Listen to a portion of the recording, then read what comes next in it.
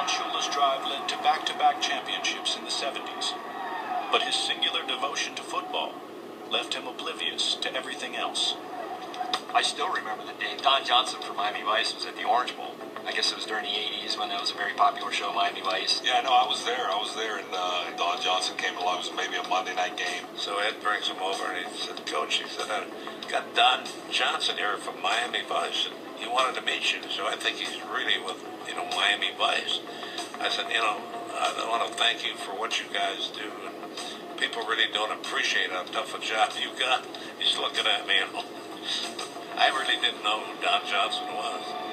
Basically, his life was football, family, and faith. And in terms of time consumption, it was primarily football. The other two, he did believe in very strongly, but he was lopsided. He was a lopsided football creature.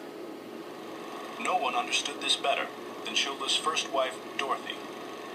Our honeymoon, we're out walking on the beach, and I wanted to check her athletic ability because I'd found out she was pregnant. So I just said, let me see you backpedal. I want to see her coordination.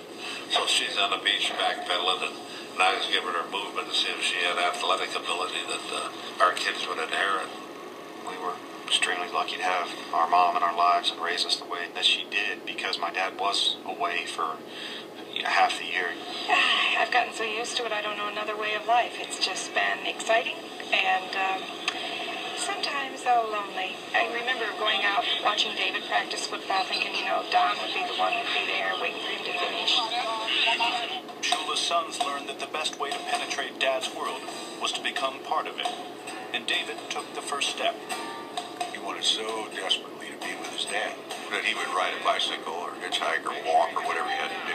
And he'd show up at practice. She said, well, if you're going to be here, you're going to do something. And they gave him a chart to chart the plays. What's it called, Dave? Rex. I was fortunate and blessed to be able to, grow up around legends of the game. I'll stand around. Don't do a damn thing. Kept stats and worked during the summer and then during games.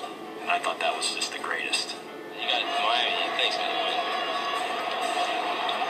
I got to. Why? All this way for nothing, No sense in losing now. He enjoyed being the ball boy and working himself up, and then went to Dartmouth and played at Dartmouth. It's Steven Shula, deputy captain. And then played 1 year in the NFL as a punt returner.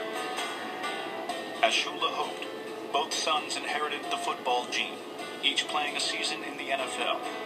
But their future, like their father's, was in coaching.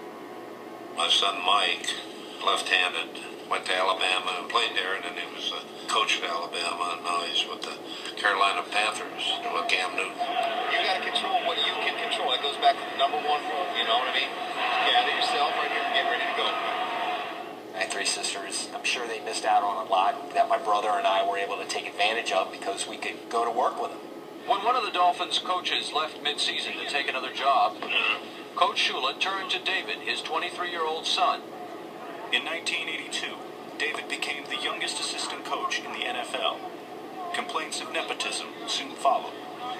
It had to be tough on Dave. If people think you're only there because of your last name, David had to prove himself. How's that? Gives me a chance to show my catching ability. I think he handled it really well. He had Duper and Clayton, myself. He was just maybe a couple years older than us, and stepped right in there the coach. Together, father and son conquered opponents and body odor. Hey, Old Spice Dick. When did you switch deodorant, son? When I found out Old Spice is 24 hours strong, Dad. 24 hours? Who needs a deodorant to last 24 hours? We do, Coach. It's going to be a long day. Whether they win or lose, the Dolphins have become a close-knit football team, bearing the Shula signature now more than ever before. One of the happiest periods in Shula's life was followed by the darkest. In the late 80s, Dorothy was stricken with breast cancer, and the years-long battle had taken its toll.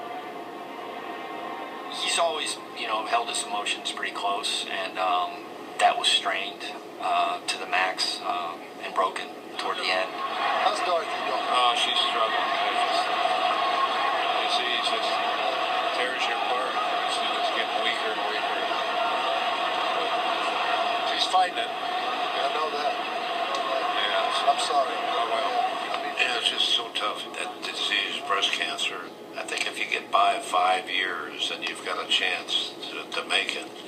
But she never got, I think, third or fourth year when that disease took over, and she died. Dorothy didn't get the chance to see Don's next milestone, or to see David, now a head coach in Cincinnati, face Don in the first father-son matchup in NFL history. I'm can't wait till we get through this kid so I can be a Dolphin fan again.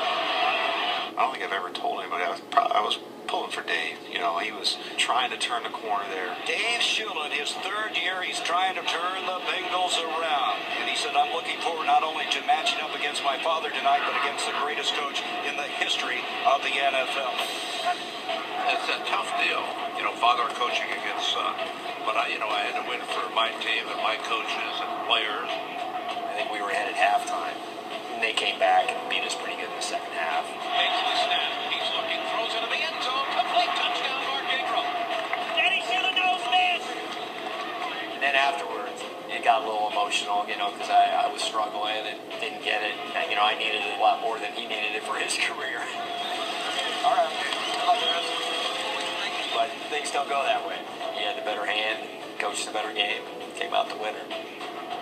That result couldn't spoil a lifetime of memories for a football family, but it did serve as a reminder that Shula would pull no punches on the road to 347.